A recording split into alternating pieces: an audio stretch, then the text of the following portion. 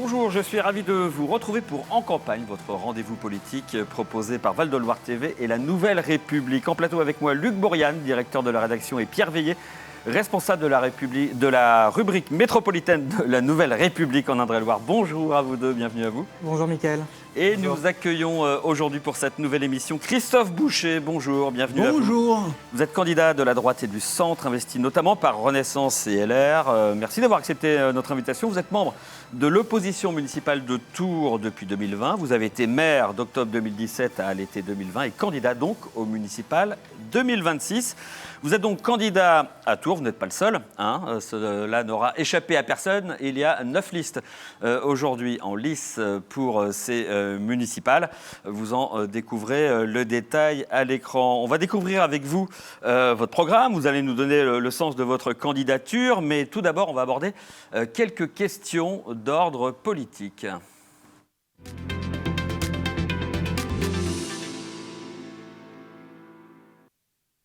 Voilà, c'est un peu l'objet de cette rubrique, comprendre votre positionnement politique, notamment à Tours. Les choses ne sont pas simples entre la droite et le centre.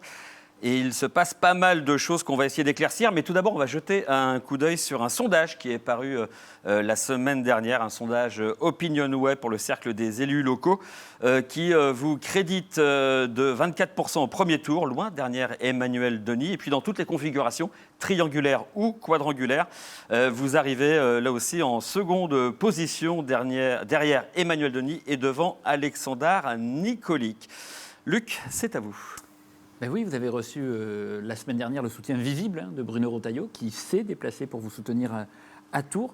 Ne craignez-vous pas, par ce genre de soutien visible, de droitiser votre image et donc de perdre un peu de votre crédit au centre? Est-ce qu'il n'y a pas ce risque-là? Non, on est une union.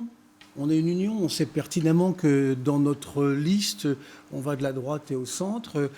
Bruno Retailleau est président des LR, ce qui n'a échappé à personne. Il est venu nous soutenir, ce qui est une marque quand même de respect important. Voilà, et on va aussi faire campagne et à droite et au centre. Moi, je suis investi en politique depuis 2011-2012. Justement, vous étiez plutôt au centre. Non, j'ai toujours été fidèle à mon parti, le Parti radical, parce que j'aime beaucoup les valeurs de ce parti. Je n'ai jamais varié, donc je suis un centriste et j'y crois, parce que je crois qu'on peut trouver des bonnes solutions à droite et à gauche. Je crois qu'on peut avoir cet esprit de synthèse sans se démonétiser, sans se dévoyer, sans compromission. Donc moi j'ai toujours cru, vous savez, moi je me suis engagé en politique avec Jean-Louis Borloo et on a toujours eu avec Jean-Louis des axes clairs, très indépendants, et on fera campagne sur les thèmes habituels de la droite mais aussi du centre. Mais justement, vous vous rappelez votre histoire avec le centre. Du coup, si dans l'entre-deux tours, Bruno Retailleau, au niveau national, ce qui n'est pas totalement exclu, prend une initiative vis-à-vis du RN différente de vos engagements précédents, si Bruno Retailleau appelle à créer des listes d'union avec des listes du Rassemblement national ou autre, comment ferez-vous ? Alors, j'ai déjà répondu à cette question plusieurs fois, mais je vais le réaffirmer. Dites-le, effectivement, vous avez dit que vous ne vous compromettriez pas. Il n'y aura jamais aucun accord avec aucun des extrêmes, de droite ou de gauche. Voilà, c'est un engagement que j'ai pris. Tous les 57 membres qui seront sur ma liste ont pris cet engagement avec moi. Et donc, il y aura... Je sais bien qu'il y a des tentatives de main tendue, des débauchages. Franchement, il faut... Ma question, c'est est-ce que vous en avez parlé avec Bruno Retailleau? Parce que cette hypothèse-là... Bruno Retailleau, il est très clair sur le sujet. Il a redit... J'étais pas dans la réunion, mais avec les cadres LR, parce que je ne suis pas LR. Et donc, il a fait une réunion cadre LR. Il était très ferme sur le sujet. Très, très ferme. Vous avez cette assurance-là? Oui, tous ceux qui ont assisté à la réunion, si un ou deux me l'avaient dit, mais tous ceux qui ont assisté à la réunion ont écouté Bruno Retailleau, qui était très clair et très ferme sur le sujet. Pas d'alliance de 11e tour avec les extrêmes. Sans parler d'alliance, sur des précédentes législatives, des législatives partielles, je pense à une en Tarn-et-Garonne, il a appelé à plutôt préférer le candidat de l'Union des droites, qui était donc UDR, plutôt ciotiste pour être précis, plutôt qu'une socialiste. J'ai vu ça. Les choses sont extrêmement claires. je rappelle, sauf son respect, que c'est moi la tête de liste, et que s'il y a l'engagement de Bruno Retailleau, il est très clair aussi, mais de toute façon, à la fin, c'est moi qui déciderai de ce qui se passera entre les deux tours. Donc, je le fais évidemment en concertation, en collaboration, en connivence avec tous les éléments de ma liste, de la droite et du centre. Mais je veux dire, ce que j'ai déjà dit et répété ne peut pas souffrir d'exceptions ou de nuances ou de choses. Je sais qu'on essaye systématiquement de m'embarquer sur ce terrain-là. On pose des questions, vous répondez clairement. Non, vous répondez clairement. Je le regrette parce que ma vie politique, elle est limpide. Eh bien justement, on va voir maintenant vos positionnements vis-à-vis du centre et de la droite avec vous, Pierre.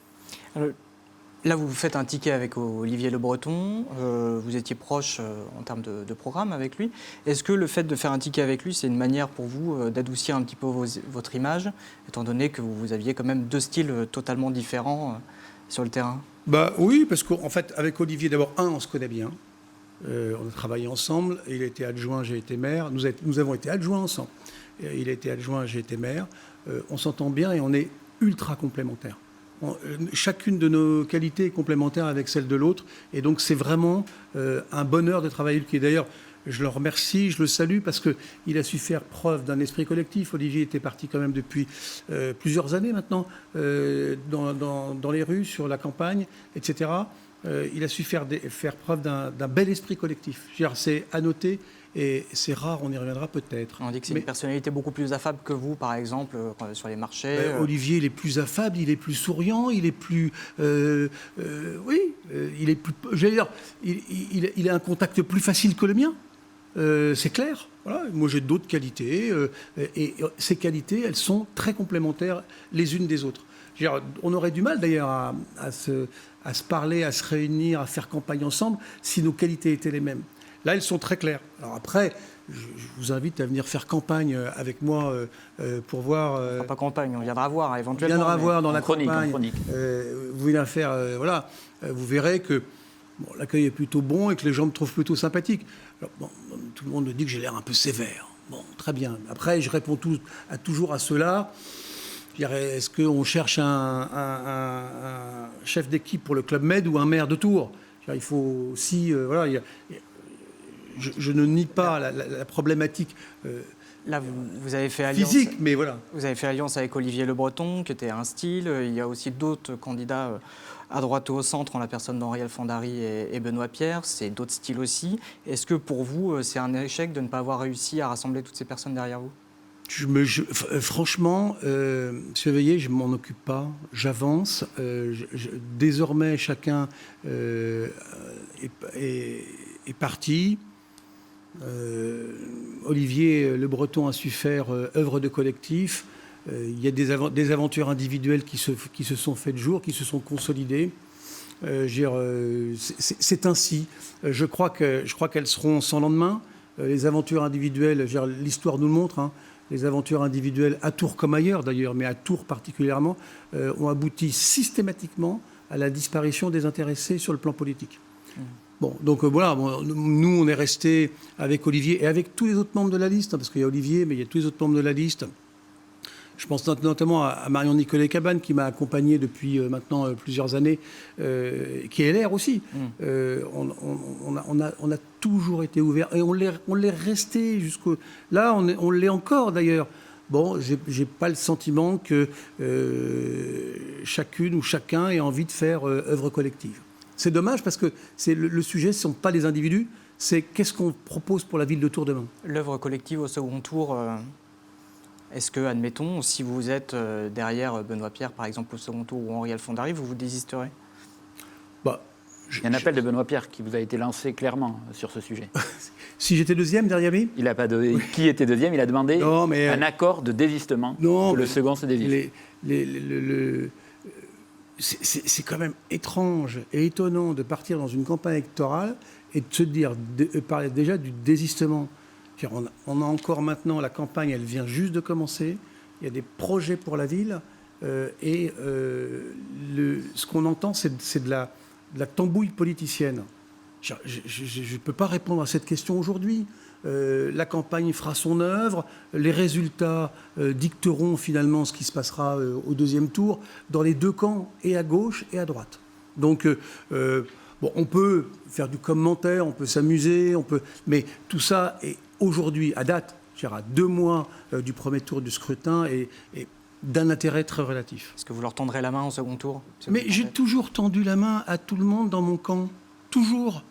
Je n'ai jamais varié. Je n'ai jamais varié. J'ai entendu certains dire qu'ils ne m'avaient pas parlé depuis plusieurs mois. C'est Benoît Pierre. Oui, bon là, moi j'ai eu un rendez-vous de 2 heures avec lui le 20 décembre. Je ne sais pas, il est peut-être frappé d'amnésie. Ce qui peut arriver, hein, les fêtes faisant leur œuvre, on ne sait-on jamais. Mais peu importe, au-delà de la petite pique, d'abord, je ne lui en veux pas, et 2, c'est collectivement qu'on arrivera à gagner, c'est pas individuellement. C'est ce qu'a compris Olivier Le Breton, et pourtant, puisque vous parliez d'un sondage tout à l'heure, et pourtant sa cote dans les sondages était bien plus élevée que les noms que vous m'avez cités, bien plus élevée. L'enjeu du scrutin, c'est aussi la future configuration de la métropole. Est-ce que le maire de Tours doit forcément présider la métropole? Est-ce que c'est nécessaire? Est-ce que c'est indispensable? C'est pas nécessaire, c'est pas indispensable. Ce qui doit se passer avec les autres maires de la métropole, c'est un contrat de métropole dans les 15 premiers jours pour élire l'exécutif métropolitain. Et que Tours fasse valoir ses droits dans un contrat qui tiendra sur une feuille de papier pour dire ce que la ville de Tours souhaite dans le prochain mandat. Et à partir de ce moment-là, c'est vraiment fondamental. Je fais un petit peu d'histoire, mais on a fait un transfert des compétences et des actifs de la ville de Tours et de la métropole qui s'est mal passé. C'était mal bricolé, c'était mal fagoté. Bon, aujourd'hui, on en souffre. La ville de Tours en souffre. Donc, il faut qu'il y ait une négociation, j'allais dire, serrée avec les autres maires de la métropole, amicale, mais serrée, pour dire qu'est-ce qu'on fait de ce mandat ? Quelles sont nos priorités et qu'est-ce que vous nous proposez pour la ville de Tours ? Mais qu'est-ce qu'on propose pour la ville de Villandry ou de Berthenay ou de Rochecorbon ? Ce n'est pas pour Tours. Après, si je suis élu, les choses seront simples. On signera un papier avec 7 ou 8 cas, en fait, 7 ou 8 propositions. Et puis à ce moment-là, on pourra décider d'un exécutif. Et il n'y a pas, comment vous dire, d'obligation. Est-ce que ça ne se discute pas en amont de l'élection ? On peine à croire que ce soit vraiment dans les 15 jours après. Non. Il y a des tractations qui sont déjà amorcées. Est-ce que vous avez déjà commencé à discuter avec des listes sur d'autres communes ? Non, c'est une équation à de trop nombreuses inconnues aujourd'hui. On a déjà, les campagnes sont déjà difficiles, on vient de l'évoquer. Dans nos propres camps, c'est la même chose dans les 2 camps, j'allais dire, de gauche et de droite, c'est déjà suffisamment compliqué à se projeter aussi ensuite pour dire...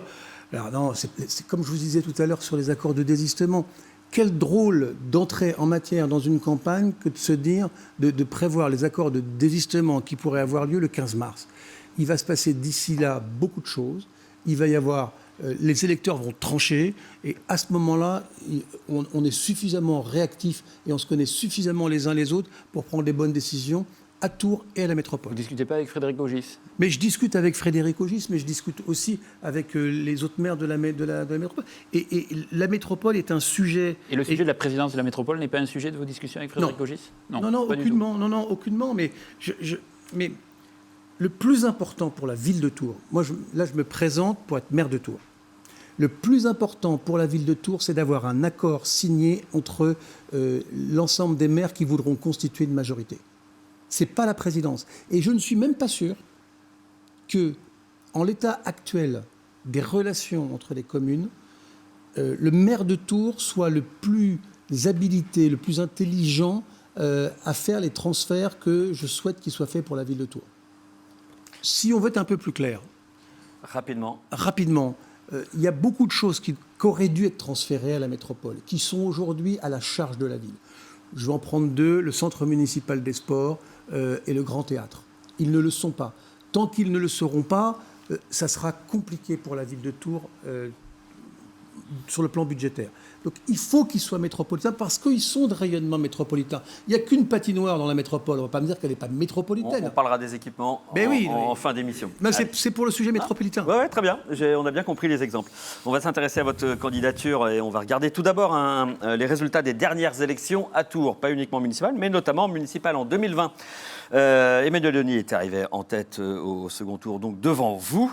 Vous qui étiez allié à l'époque avec Benoît Pierre. À la présidentielle 2022, Emmanuel Macron face à Marine Le Pen, qui arrive donc Emmanuel Macron en tête. Et aux législatives 2024, c'est Charles Fournier de l'Union de la Gauche pour les écologistes devant Benoît Pierre. Vous avez été maire pendant 2 ans et demi, dans l'opposition depuis 2020 et très actif sur les réseaux sociaux depuis. Est-ce suffisant pour être connu auprès des Tourangeaux? Eh bien, on leur a posé la question. Regardez ce micro-trottoir. Est-ce que vous connaissez cette personne? Non, je ne veux pas. Non. Ça vous dit rien du tout? Non. Le visage, oui, mais le nom, il m'échappe. C'est pas le candidat des Républicains, non? C'est qui? Christophe Boucher. Ancien maire de Tours. Il se présente au municipal 2026. Est-ce que c'est un vote envisageable pour vous? Envisageable. J'ai pas encore lu tout ce qu'il proposait, mais pour l'instant, c'est envisageable. C'est pas trop mon courant philosophique ou politique, disons. Non. Pourquoi? Je connais pas. Je sais pas ce qu'il veut. Nous avons rencontré quand même une fois déjà. Il était venu nous rencontrer au quartier Maris Bastier, là-bas, quartier Tonlé, oui. Je regarderai. Et après, selon ce qu'il veut faire et selon ce qui sera plus pratique pour moi, ça pourrait m'intéresser. Enfin, j'ai peut-être l'impression, et je vais essayer de me faire une idée, qu'il a envie de faire des changements. Peut-être ceux auxquels j'attends. Si son programme est bien, je vais voter pour lui. Christophe Boucher, rapidement, qu'est-ce que cela vous inspire, ces différents commentaires? Je retiens les commentaires que d'abord, les gens sont informés finalement, et de deux, que je vois cette dame qui a bien capté que ma candidature, elle s'articulait autour d'un véritable changement. Donc j'en suis heureux parce que ça montre que les choses avancent et que je pense que dans la population tourangelle aujourd'hui, beaucoup souhaitent un véritable changement. On va parler justement des changements que vous allez proposer dans votre programme. Quel défi allez-vous devoir relever? C'est tout de suite.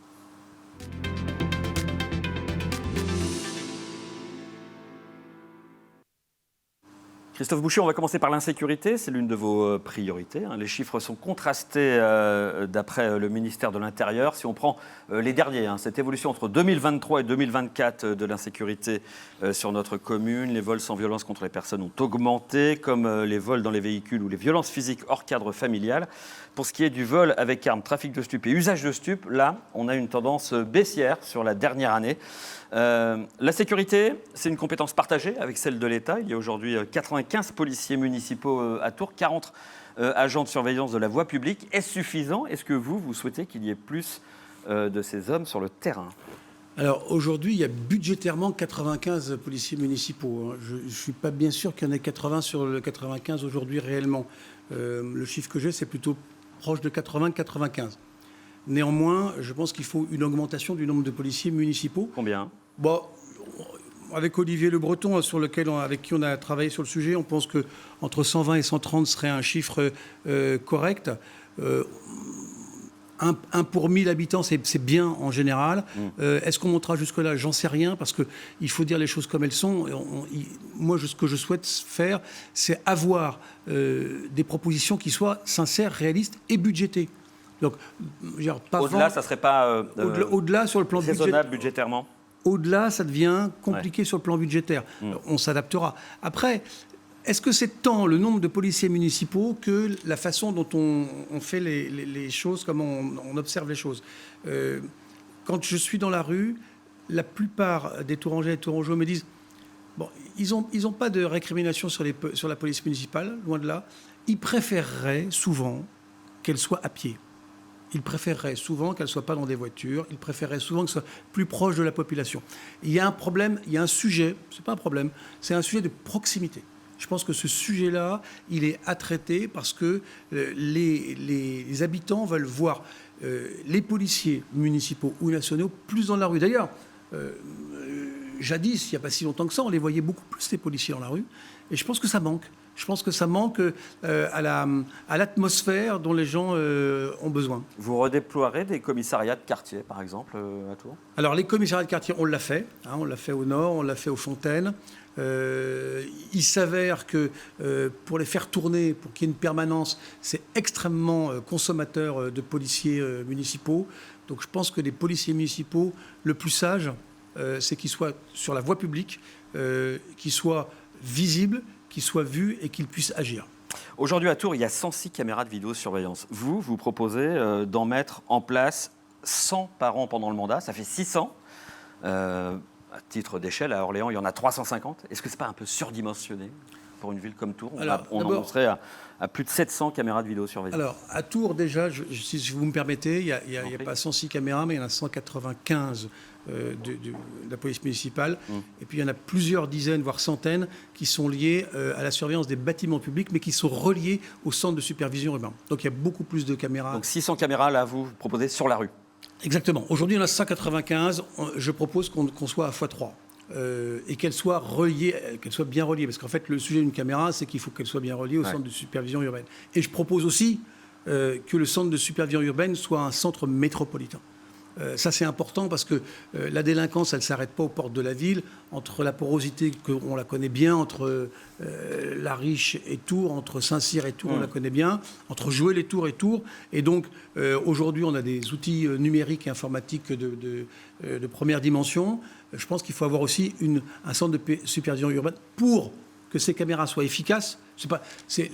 L'idée, ce n'est pas juste de poser une caméra avec un petit bout rouge pour qu'on voit qu'il y a une caméra, c'est qu'elle soit aussi efficace. 600 caméras, comment vous les financez ?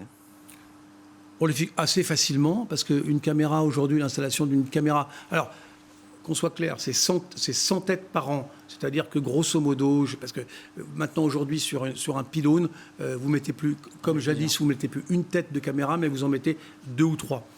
Donc, aujourd'hui, le financement d'une caméra, peu ou prou, c'est 10 000 € par caméra. Donc c'est largement absorbable par un budget comme celui de la ville de Tours. Largement absorbable. Vous évoquez des bornes d'urgence aussi, une centaine. Rapidement, le principe est pareil. Quel budget vous mettez en face ? C'est assez simple. C'est sur les horodateurs. Comme les horodateurs sont déjà connectés, c'est que sur les horodateurs, il y a une borne d'urgence sur laquelle on peut aller appuyer pour décréter l'urgence. À ce moment-là, les caméras qui sont autour se tournent vers l'horodateur, les lumières aussi, de façon à pouvoir tout de suite voir ce qui se passe dans le périmètre et que le centre de supervision urbaine puisse intervenir le plus rapidement possible en toute connaissance de cause. Parce que, vous le savez, le sujet qu'on peut aussi avoir avec la police municipale ou nationale, c'est combien il y a d'équipages disponibles à une heure donnée. Donc, si vous voulez déplacer des policiers municipaux ou nationaux sans les mettre en danger, il faut que vous sachiez ce qui se passe. Donc la borne, quelqu'un active la borne, la caméra filme et quelqu'un en centre de supervision voit et alerte. Il y a des exemples de villes qui ont adopté ça ? Oui, il y en a plusieurs. Alors, il y a eu un reportage que j'ai mis sur notre site internet, tourpourtous.fr. Vous le verrez au Canet. Ça marche très bien. Et des villes de taille similaire à celle de Tours ? Un peu plus petites. Mais en région parisienne, il y a des villes qui se sont équipées aussi. Et puis il y a d'autres villes qui se sont équipées. On s'équipera aussi parce que c'est très peu coûteux. C'est la géolocalisation dans les transports. C'est-à-dire que vous avez une application. S'il y a un incident dans le transport, vous appuyez sur un bouton, ça autorise le centre de supervision urbain à vous géolocaliser et intervenir très rapidement. Il y a déjà des boutons d'appel d'urgence dans les tramways et les bus. Oui, mais là, ça permet vous n'avez pas besoin de vous déplacer. Vous savez, quand vous êtes en danger, des fois, il faut pouvoir aller... les secondes comptent. Donc, il faut pouvoir... Ça a été testé avec succès à Montpellier. Un dernier mot sur la une ville de droite. Sécurité, mais pas sur la sécurité de Tours, pour le coup, puisque ça concerne votre projet de prison, qui n'accueillera pas forcément ni obligatoirement des détenus tourangeaux. Pourquoi cette nécessité ? Et surtout, quel est le but du maire ? Peut-être que vous serez de créer une nouvelle prison à Tours. Alors, on sait que celle de Tours est en surpopulation, mais l'objet, c'est quoi ? C'est récupérer le foncier de la prison actuelle ? Non. Non, je pense que ça, c'est pas le sujet. Ce qui se passe à la maison d'arrêt de Tours aujourd'hui est inacceptable. Il y a 110, 112 cellules, il y a 350 prisonniers. C'est un cauchemar pour les prisonniers, bon, très bien, c'est un cauchemar pour l'administration pénitentiaire, et surtout, ce qui fait que la chaîne judiciaire n'est pas respectée. Pourquoi ? Parce que les policiers, vous le savez, se plaignent des magistrats qui ne vont pas toujours dans leur sens, mais les magistrats, ils ne peuvent pas aller dans leur sens, puisque à Tours, principalement, ce n'est pas le cas dans les autres villes alentours, ils savent très bien que mettre un individu dans la maison d'arrêt de Tours, c'est catastrophique pour tout le monde. Donc les magistrates et les magistrats sont comme vous et moi, des femmes et des hommes intelligents et qui réfléchissent, et qui disent, bon, on va réfléchir, est-ce qu'on le met vraiment à la maison d'arrêt de Tours ? Non, ce qu'il nous faut, c'est que, comme c'est dans d'autres villes, il faut qu'on ait une prison moderne avec 350 à 400 cellules, de façon à ce que la chaîne judiciaire soit cohérente. Que quand un policier arrête quelqu'un, il sait que le magistrat disposera lui aussi de moyens pour embastiller, emprisonner ceux qui se sont fait attraper. Vous avez déjà repéré un endroit où elle pourrait se construire Oui, bien sûr. En principe, gouverner, c'est prévoir. Alors donc, il y a plusieurs endroits, mais vous imaginez bien que je ne vais pas vous les dire aujourd'hui, parce que c'est un sujet très... Sur la commune de Tours ou à l'échelle de la métropole ? Très épineux. Ça peut être les deux, mais les deux sont faisables, en fait. En réalité, les deux sont faisables. À quel horizon ? Parce que c'est une compétence d'État, pour le coup. C'est une compétence d'État. Et ce qui dit compétence d'État dit que donc, les prisonniers en question ne seront pas forcément les prisonniers envoyés en prison par le tribunal tourangeau. Non, ce n'est pas une réalité, ça. C'est pas parce que c'est une compétence d'État que les magistrats n'envoient pas à la maison d'arrêt de Tours. C'est autre chose. C'est comme si vous me disiez que les médecins n'envoient pas à l'hôpital de Tours parce que c'est une compétence d'État. L'image est réussie, mais je maintiens ce que je dis. C'est que tout de même, c'est les compétences d'État et que les nouvelles prisons, elles se décident au niveau national et que les nouvelles prisons, elles sont pour désengorger toutes les prisons, y compris celle de Tours, mais toutes les prisons.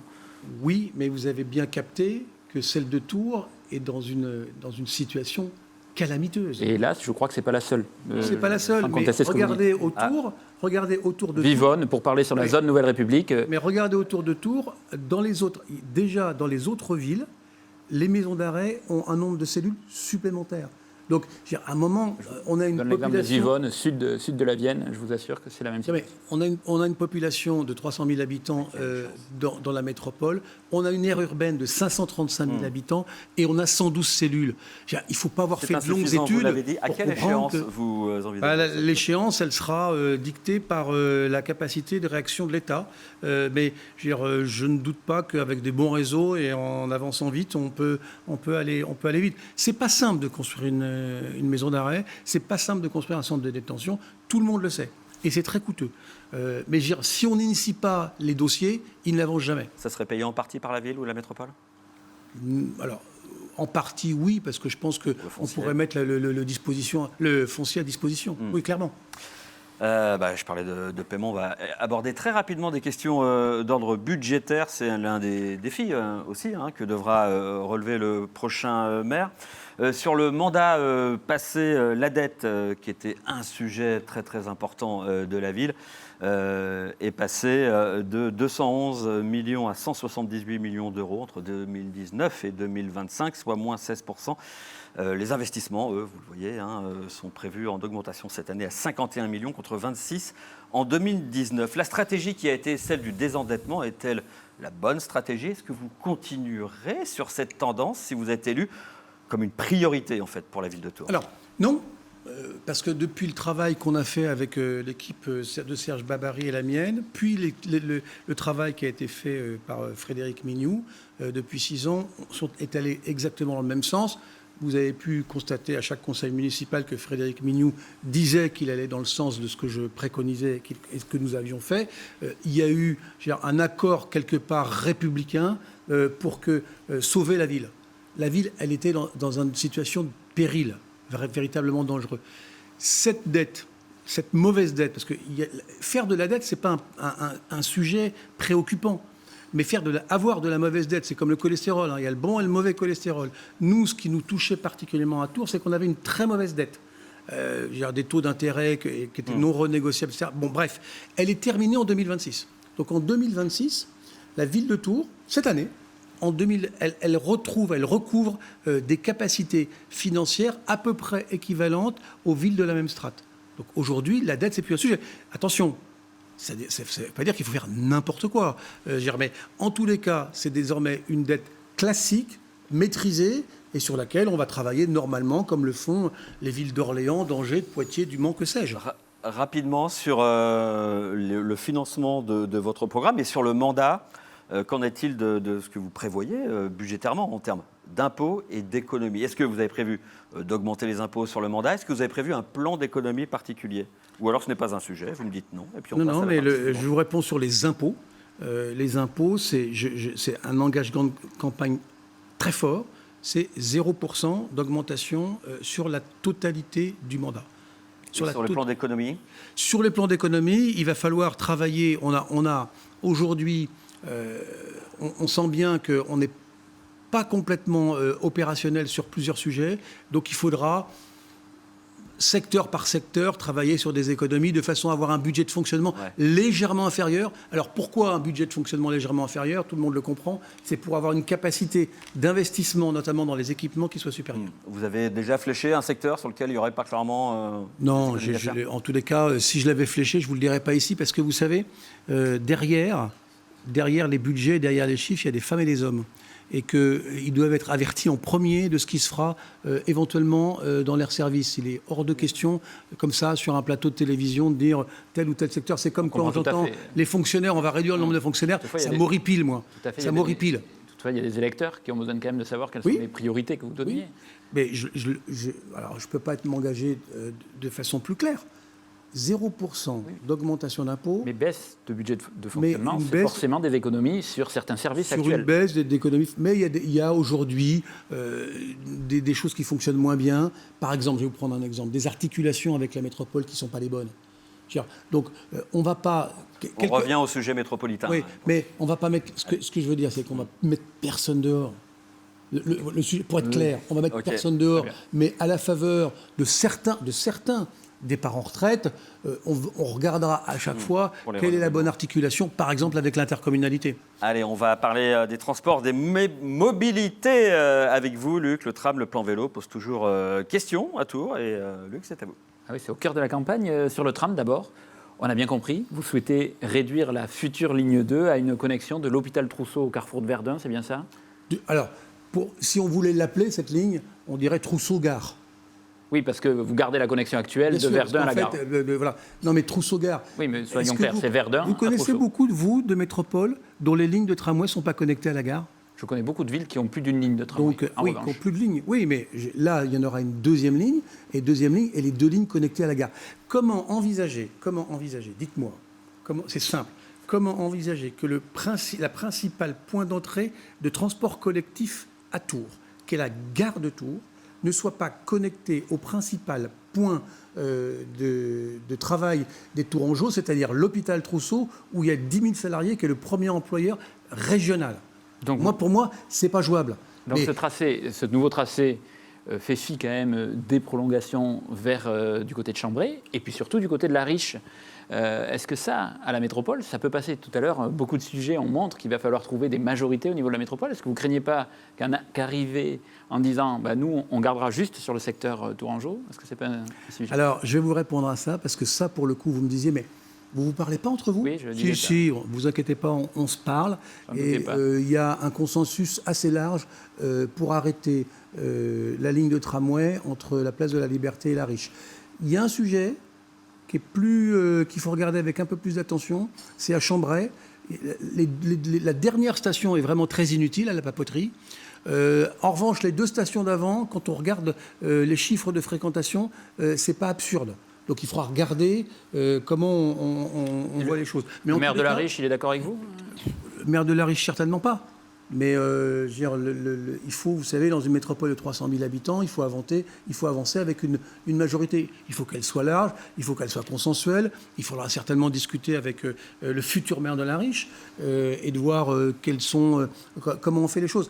Il y a une certitude, c'est qu'avec une ligne de bus, ce qu'on appelle à haut niveau de service, la BHNS, on transporte les gens qui habitent à la Riche de façon beaucoup plus efficace et beaucoup moins coûteuse vers tous les autres points de la métropole. Vous parliez tout à l'heure des autres villes que sont Orléans. Je me permets de vous couper. Aujourd'hui, vous ne pouvez pas faire un tramway qui coûte 25 à 30 millions d'euros le kilomètre, quand de la place Sainte-Anne, qui est le centre névralgique de la Riche, à la place Jean Jaurès, vous allez plus vite à pied qu'en tramway. Ça, c'est pas possible. Franchement, c'est du pragmatisme. C'est ce qui nous différencie des autres. C'est du pragmatisme versus l'idéologie. Des autres, c'est-à-dire la liste d'Emmanuel Denis. La liste d'Emmanuel Denis, oui. Est-ce que quand même ça veut dire que vous auriez un projet pour une deuxième ligne de tramway? Parce que là, quelque part, vous faites une prolongation de la ligne actuelle.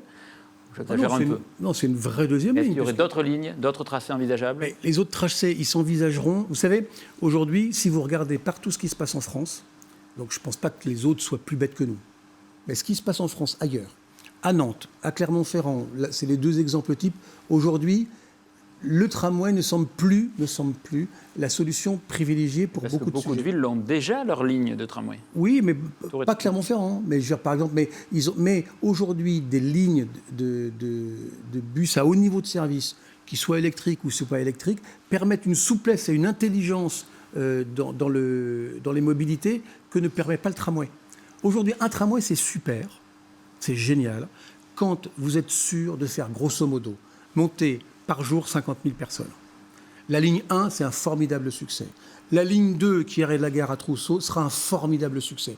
Pour tout le reste, il faut au cas par cas bien réfléchir. Et il y a un sujet qui m'importe plus en matière de mobilité et de mobilité, c'est le sujet entre la gare de Saint-Pierre-des-Corps et la gare de Tours. Celui-là, il m'apporte beaucoup plus que tous les autres. Tramway? Connexion... Tramway, non, parce que je pense que c'est pas adapté. Mais c'est au niveau de service. Mais alors, non. Ou ligne ferroviaire. Non plus. Mais Allez. je pense que un type Val, de type ski à Rennes ou à Lille ou à Orlyval, c'est-à-dire un métro, un métro ou un tramway plus dimensionné de façon plus petite et automatique, serait la réponse idéale entre la gare de Saint-Pierre et la gare de Tours, qui est véritablement un sujet. On ne peut pas continuer comme ça, en fait, en vrai. Allez, une question sur le pont Wilson. Un autre sujet, oui, le pont Wilson, un gros marqueur dans la campagne. On a compris que vous le rouvririez à la circulation. Le 23 quel exemple mars. avez-vous Tout de suite. Quel exemple avez-vous? J'ai acheté les masques, déjà. Quel exemple avez-vous de ville en France qui aurait procédé à une marche arrière similaire sur un projet d'aménagement faisant davantage de place aux mobilités douces, qui vous semble parfois vous énerver? On a le sentiment que ça vous énerve, des mobilités douces. Alors, est-ce que vous avez un exemple? Alors, parce que vous entendez ce que vous disent vos adversaires, ils vous disent c'est daté, c'est des programmes datés, c'est pas le sens de l'histoire, etc. Vous me connaissez tous ici, et tout le monde sait, en ville, que je roule en vélo. Donc, s'il y en a un qui n'est pas tous les candidats, agacé... à peu près. Tous les candidats. Ah bon? Qui roulent en vélo? Ah oui. Moi, je ne les ai pas vus, moi, parce que faut on a vu. Alors écoutez, on n'a pas vu tout le monde encore. On a vu Benoît Pierre et Emmanuel Denis. Benoît Pierre est venu en vélo? Oui. Ah ben, je l'ai jamais vu en vélo. Wilson, mais bon, rapidement, parce qu'on prend du retard. En non, fait, mais c'est cocasse. Mais en tous les cas, bon, admettons. Moi, je roule en vélo dans la ville de Tours depuis l'âge de 12 ans. Depuis l'âge de 12 ans, je suis favorable aux mobilités douces. Si vous reprenez mes déclarations en octobre 2017... ville qui a fait une marche arrière de ce type. C'est pas une marche arrière. Écoutez, moi, j'habite à Tours-Nord. Il y a 43 000 habitants qui habitent à Tours-Nord. S'il vous plaît, franchissez le pont et allez voir les dégâts qui ont été commis à Tours-Nord à cause de la fermeture de ce pont. Ce pont, on le réouvrira à la circulation dans le sens nord-sud automobile. Et croyez-moi, je le prends 4 à 8 fois par jour, ce pont. Et les mobilités douces seront préservées sur le pont Wilson comme elle l'était avant qu'il soit fermé Manu Militari. Il y avait quelques milliers de véhicules à passer là par jour. Oui. Ça vaut le coup. Est-ce que de rouvrir le pont Wilson aujourd'hui, est-ce que ce n'est pas un marqueur idéologique aussi de votre part? Vous faites vous dites que la liste d'Emmanuel Denis a fait preuve d'idéologie en coupant le pont aux véhicules. Est-ce que le fait de le rouvrir, ce n'est pas un marqueur idéologique aussi de votre liste de droite et du centre? C'est un marqueur pleinement psychologique. C'est-à-dire que Emmanuel Denis a fait preuve d'autoritarisme sur ce sujet-là. Je rappelle que jamais dans le programme d'Emmanuel Denis en 2020, il était question du pont Wilson. Donc il a pris tout le monde en traître. Ça, c'est inacceptable en fait. On a fermé ce pont. On est dans une ville où, grosso modo, il y a 3 ponts utiles, où il y a un fleuve qui fait 500 mètres de large. Je peux vous dire que les habitants de Tours-Nord, ils ne le supportent pas. Et si vous allez voir les commerçants de Tours, ils n'en peuvent plus. On va en parler. Ils n'en peuvent plus, les commerçants de Tours. Si on veut avoir le temps d'en parler. Monsieur Veillé, je réponds à votre question de façon claire et simple. Idéologique, j'en sais rien. Ça ne me paraît pas très idéologique comme affaire. Mais en tous les cas, psychologique, pour les habitants de Tours-Nord et pour les commerçants et pour la vie du centre-ville, pleinement. Allez, vous parliez des commerces. Justement, on va aborder ce thème maintenant avec quelques chiffres. Hein. Tout d'abord sur la vacance commerciale. Commerce et attractivité. La vacance commerciale dans l'hypercentre, c'est moins de 5%. Quand on compare à la moyenne des villes de même strate, on est en deçà. Pierre, c'est à vous. Justement, on le voit dans les chiffres. Il y a un vrai danger pour le commerce à Tours aujourd'hui ? Oui, il y a un vrai danger. Il y a un vrai danger pour le commerce à Tours, pour le commerce de centre-ville. Ce n'est pas exactement le même sujet sur les commerces qui sont au-delà de la Loire et du Cher. C'est-à-dire, je vais prendre les centres de la Petite Targe, de la Petite Madeleine, etc., voire de l'Heure Tranquille, où je pense que les commerces sont moins en danger, même si les temps sont très durs. Ils ont quand même, dans les zones commerciales, c'est compliqué aussi. Non, mais c'est compliqué aussi, c'est très dur. En revanche, dans le centre-ville de Tours, c'est très, très dur et surtout, il n'y a pas d'espoir. C'est-à-dire qu'il n'y a pas d'espoir de ce que ça revienne aux temps anciens. Or, un des marqueurs de la ville de Tours, un des marqueurs ADN de la ville de Tours, c'est son centre commercial. On venait de 100 km à la ronde pour faire ses courses à Tours parce qu'on avait, grâce aux chiffres que vous avez donnés, un foisonnement commercial qui était unique dans la région, dans la grande région de la zone de couverture de la Nouvelle République. Vous preniez la zone de couverture de la Nouvelle République des temps anciens, c'est-à-dire 10 départements, et tout le monde venait à Tours parce que c'est là que vous faisiez votre course. Vous parliez de Bruno Retailleau, il l'a encore dit la semaine. Aujourd'hui, c'est encore le cas, je veux dire. Non. Mais non. Vous avez quand même beaucoup de commerces par rapport à d'autres. Vous allez à Poitiers, aujourd'hui, le centre-ville est quand même beaucoup plus sinistré. Oui, monsieur Veillet, mais les gens de Poitiers ne viennent plus dans le centre de Tours. Vous avez raison que le centre de Tours est beaucoup plus dynamique que le centre de Poitiers, mais est-ce que la politique... Est-ce que dans vos entreprises, vous attendez que les choses se cassent la figure pour faire quelque chose ? Alors, qu'est-ce que vous allez faire pour relancer l'activité commerciale, Christophe Boucher ? Qu'est-ce que vous proposez pour relancer l'activité commerciale qui, selon vous, ne va pas bien, même les causes... Sincèrement, les commerçants, ils sont, pour beaucoup, les indépendants notamment, ils sont vraiment dans une situation périlleuse. Est-ce que vous savez qu'il y a de très nombreux commerçants à Tours aujourd'hui qui sont au RSA ? Mais est-ce que ça vous paraît vraisemblable ? C'est la réalité aujourd'hui. Ils se mettent au RSA parce que les revenus de leur commerce, mais ils y sont attachés à leur commerce. C'est leur vie. Donc aujourd'hui, ils sont attachés. Donc qu'est-ce qu'on fait ? Le 23 mars, on rouvre le pont Wilson. Ça, c'est déjà une première. Vous l'avez dit, ouais. Deuxième chose, deuxième heure de stationnement en surface gratuite. Pourquoi la deuxième heure ? Parce que vous savez que je suis très attaché à l'écologie. Donc si on rouvre la première heure gratuite, tout le monde va reprendre sa voiture de Saint-Cyr ou de Roche-Corbon pour acheter son pain à Tours. Et ce n'est pas une bonne idée. En revanche, pour qu'on y vienne paisiblement, la deuxième heure gratuite, plus la pause méridienne, fait que vous pouvez, pour 2 € y passer 4 heures. Et je pense que ça permet de relancer bien la fluidité, en tous les cas la venue des gens qui sont à l'extérieur de Tours. Parce que le vrai problème en économie, en commerce, c'est la réputation. Aujourd'hui, quand vous êtes à Châtellerault, vous ne venez plus à Tours parce qu'on vous a tellement dit que c'était inaccessible que vous n'y venez plus. Vous avez même pas vérifié que vous pouviez y venir, mais vous n'y venez plus. Donc le commerce, ça passe uniquement par la voiture.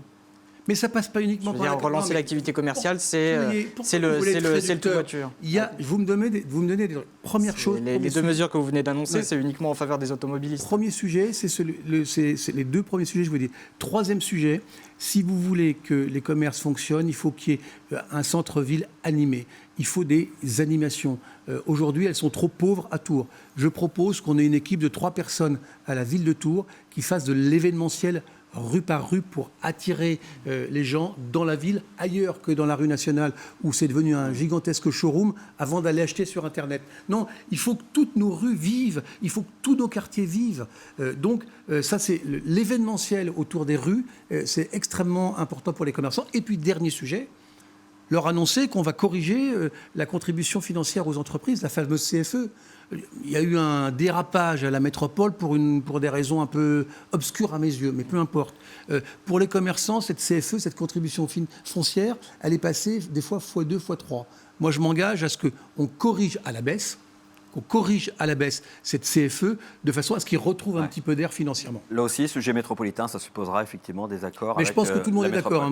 Allez, une dernière question concernant les Halles, Pierre. Vous aviez lancé une consultation publique quand vous étiez maire concernant un projet de réhabilitation des Halles. Est-ce que ça fait toujours partie de de votre volonté aujourd'hui de donner un nouveau souffle à ce bâtiment qui paraît aujourd'hui bien daté. Alors, ça me permet d'aborder un sujet important.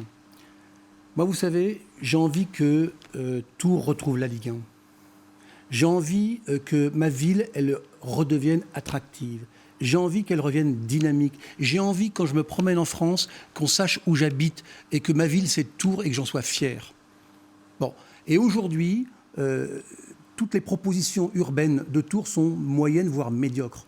Et donc, il faut proposer à l'ensemble de la ville des endroits de Tours où cette ville, elle vit et où on est fier. Les Halles. Les Halles, aujourd'hui, sont le bâtiment des Halles, parce qu'il ne faut pas confondre deux choses. Le bâtiment des Halles, franchement, entre nous, j'allais dire, il n'est pas globe. Il ne faut pas... il est obsolète, il n'est pas beau, l'intérieur est à revoir entièrement. Est-ce qu'il y aura un nouveau projet des Halles avec vous, Christophe? Il y aura un projet des Halles si l'ensemble des commerçants, si les commerçants des Halles le souhaitent. Qui sont propriétaires. Qui sont propriétaires. Alors, vous avez des commerçants qui sont propriétaires de leur fonds et du foncier, et d'autres qui sont propriétaires que de leur fonds. Voilà. S'il y a un mouvement qui se met en route pour changer les choses, on le fera. Mais vous n'allez pas l'initier, ce mouvement? Parce que la ville est copropriétaire du bâtiment. Aujourd'hui, on a bien vu que de l'initier, on s'y était cassé les dents, il faut être clair. Alors, peut-être que la méthode n'avait pas été la bonne, d'ailleurs. On a vu que la municipalité actuelle, elle a pris des détours pour éviter le sujet. Il faut que les commerçants des Halles et alentours, parce que c'est un ensemble, nous disent, bon, écoutez, monsieur le maire, on a bien réfléchi. Aujourd'hui, on est tous d'accord. Est-ce qu'on pourrait se mettre autour d'une table pour réfléchir? Réfléchissons. Mais il y a d'autres sujets urbains plus importants que les Halles aujourd'hui. Hein. Il y a l'île aux Vinci, par exemple. Il y a les bords de Loire, où il faut vraiment redévelopper un vrai sujet de connexion entre la ville et la Loire, comme c'est le cas à Orléans. Il y a tout l'ensemble, parc des expositions, où franchement... Là aussi, c'est pas très attractif. Bon, on va parler des équipements, justement, dans la dernière partie de cette émission. Quels équipements pour demain, notamment des équipements sportifs? Avant de parler des équipements, on aimerait peut-être vous entendre sur le Tour FC, Luc. Oui, parlons sport un peu. Vous êtes un spécialiste du foot. Bon, ouais, ce qui a marqué le mandat actuel, c'est le crash aussi triste que spectaculaire du Tour FC. Face à ce fiasco, est-ce que vous vous êtes dit, on aurait pu... fiasco qui était né aussi, qui est l'héritage de choses amorcées avant. On aurait pu faire différemment. Quand j'étais aux affaires, j'aurais dû ou j'aurais pu faire autrement pour éviter ça, ou ça vous paraissait inéluctable? Pas du tout. Je vous rappelle quand même que dans le programme d'Emmanuel Denis en 2020, vous devriez le relire, il y avait une participation populaire, une SIC au Tour Football Club, ce qui a provoqué une pagaille gigantesque et qui a notamment précipité la chute du club et le départ. Il sera là la semaine prochaine, on lui posera la question. Oui, vous lui poserez la question, mais je redis à chacune et à chacun. Et pour vous, il n'y a pas d'erreur précédente? Il n'y avait pas de moyen d'éviter ça? Parce que c'est quand même la chronique d'une lente mort annoncée. Tout le monde sait. Ce n'est pas une révélation ici, que le passage de M. Ettori a été une calamité. Bon, donc, une fois qu'on a eu un propriétaire... Moi, vous savez, M. Ettori, un jour, il m'a dit, sur le quai de la gare de Saint-Pierre-des-Corps, au sortir du TGV, il m'a dit, de toute façon, à l'époque, le club était en national. Il m'a dit, vous savez, M. Boucher, soit le club, soit j'irai en Ligue 1 avec le club, soit je vous le rendrai à genoux. Et il nous l'a rendu à genoux. C'était donc inéluctable. C'était pas inéluctable, c'est que on a eu un propriétaire, comme il y en a d'autres dans d'autres villes que je ne citerai pas, mais je connais bien les sujets, qui ont fait n'importe quoi. Le sujet, c'est que le foot professionnel aujourd'hui, c'est une activité privée. Donc voilà, donc qu'est-ce qu'il aurait fallu faire? Je rappelle par ailleurs que la ville, qui ne dit rien sur le sujet, elle a quand même perdu dans l'affaire 600 000 euros qu'elle a escamoté. Aujourd'hui, il y a 600 000 euros des lignes budgétaires de la ville de Tours qui sont passées à l'AS et qui ont financé le Tour FC en faillite. Parce qu'ils n'ont pas su récupérer les loyers à temps, parce qu'ils ont versé des subventions indues.